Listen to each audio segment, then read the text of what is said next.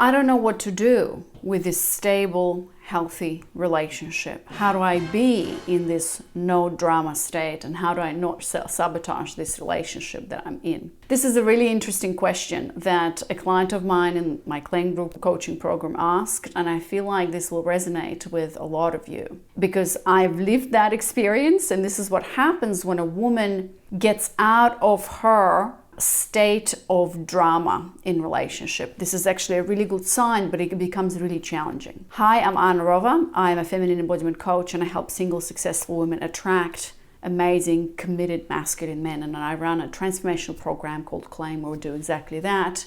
And as a result of this work, then sometimes you have to deal with this. So I'm just going to quickly read what Cynthia, a client of mine, posted in our private Facebook group. She says, all right, Anna Rova, once you have your committed masculine man, then you've been together for a minute and you work through some hard shit, get together, and then you start to get bored as shit.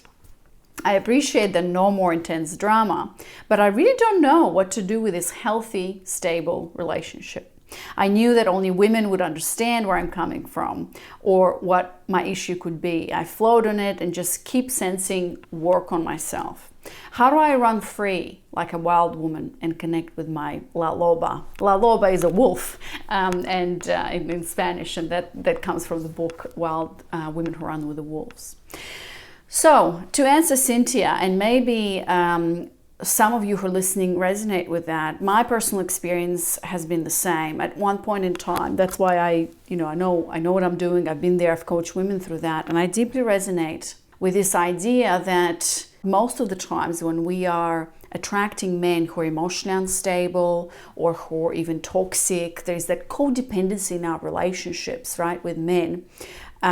We are in these volatile relationships, right? And obviously we're attracting these types of men because deep down inside we don't feel good enough that, to attract great men, to have a stable, healthy relationships. We're dealing with limiting beliefs around men, and this whole work is all about excavation and reframing these beliefs and these patterns that perhaps have been with us for years and years and years. This has definitely been my pattern, where I've been attracting emotionally unavailable men all the time, or men who are in their feminine, who wanted me to lead and tell them what to do and stuff like that. So when I was doing all of this work, and I remember this distinctly, when we ourselves are looking for men and other things to fill out our voids, right? Like the need to be loved, the need to be worthy. I need someone else to be here with me, to give me that.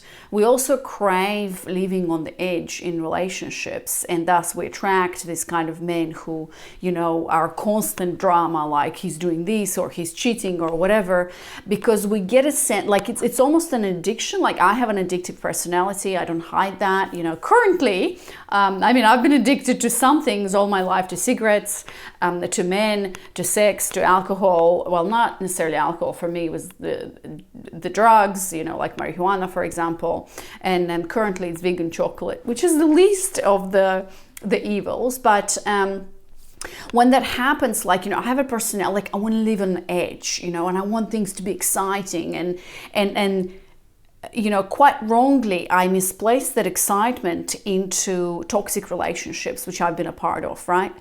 And so when you do this work of transformation and reframing these beliefs and starting to feel again and coming into stability of my nervous system, right? Because I grew up in a very unstable home, and I've experienced emotional and physical abuse, and this was my norm. My norm was to react and to throw stuff at people and scream, okay?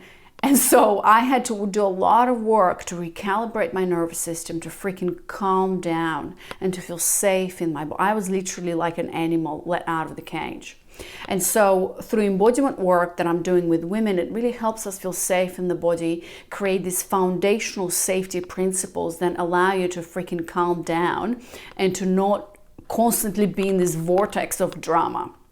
And so once you start doing this work, your dynamics with men change. You stop attracting toxicity and start attracting healthy relationships.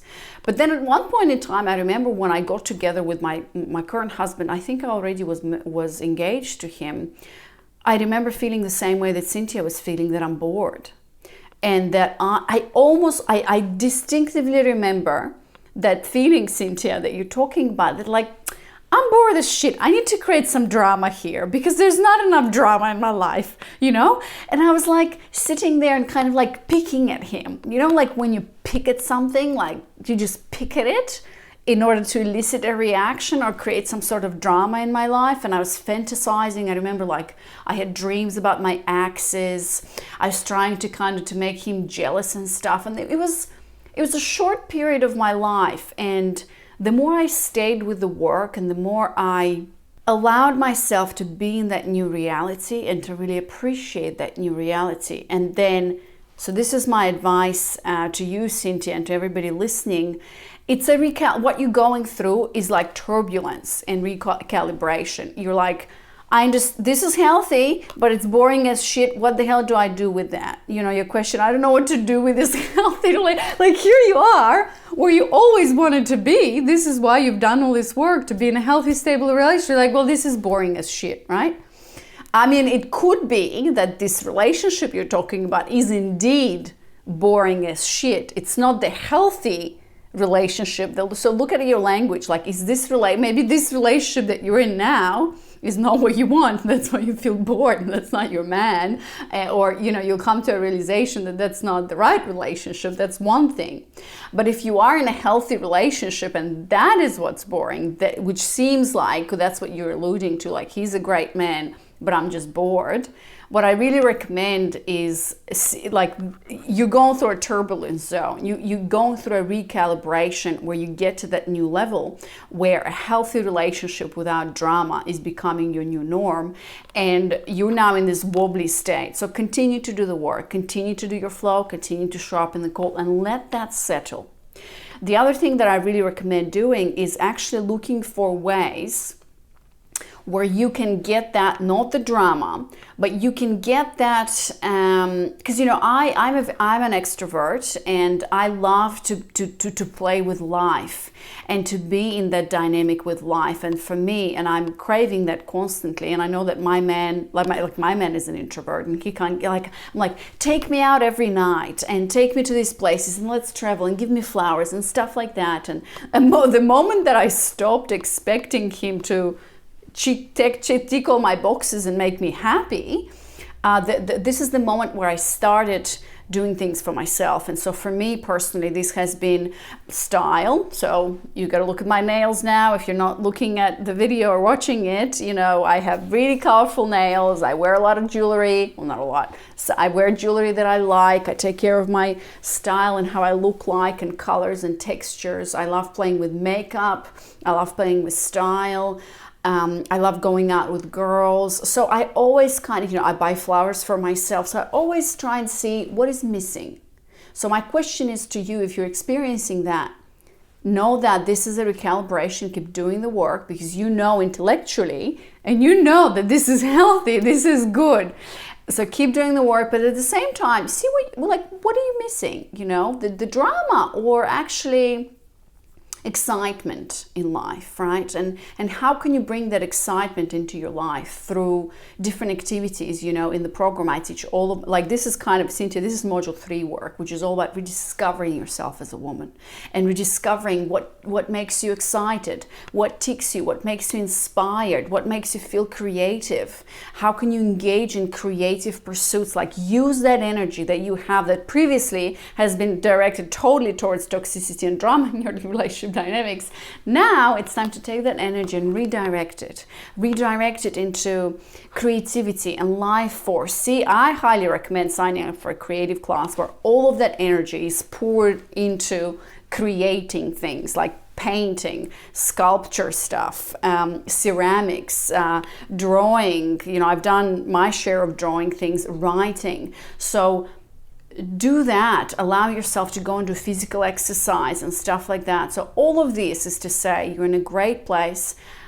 I'm really proud of you and the work that you've been doing. And this is just the recalibration. You're going to come to a point where there's so much fulfillment in a healthy, stable relationship when you have a man by your side, where you don't have to worry, is he going to leave? How can I create some drama? Take all of that and live that in all other areas of your life, through your hobbies, through your community with women, through whatever else. I get a really healthy dose of drama through some of my favorite shows on Netflix. Like currently I'm going through, what is it, House of Dragon, and I kept thinking about that queen and the dragon and, you know, all of that. I get a lot from like girl nights where we, you know, flirt with bartenders and, you know, in a healthy way, and I talk to my girls and then stuff like that. So yeah, you're on the right track. I'm feeling you. I've been there. Hold the tension. You are in a great place. Thank you. I hope this was helpful.